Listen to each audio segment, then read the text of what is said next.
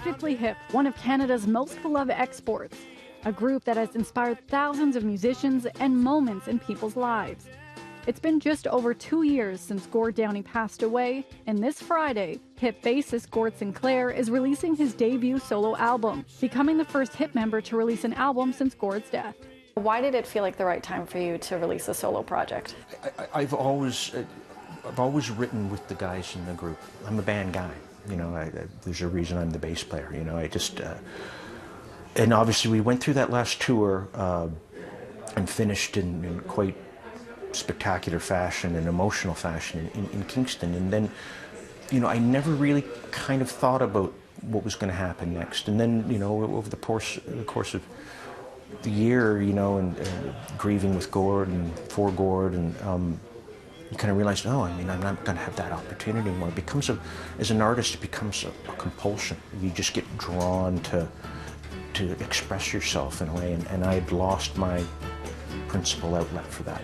It creates a hole in your heart and in your soul, but you have to fill that with something, you know, in order to move on. Sinclair's debut album, Taxi Dancers, is out Friday. He says the album is a farewell of sorts about losing a lifelong friend and a bandmate, but also about joy and loving life.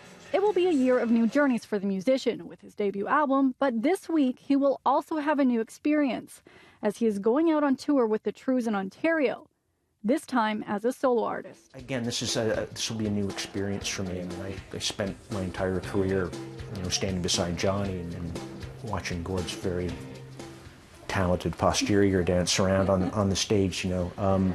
So again, I want to be in a position where you know, I feel comfortable doing it. And I know from my experience working with the Hip, you know, very early in our career, Gord took the reins of doing all the lyrics because as a performer, he had to deliver it authentically. You know, you had to convey what those words meant, and they had to be his words. And so here I find myself in exactly the same position where, you know, it's me that's going to have to sing it.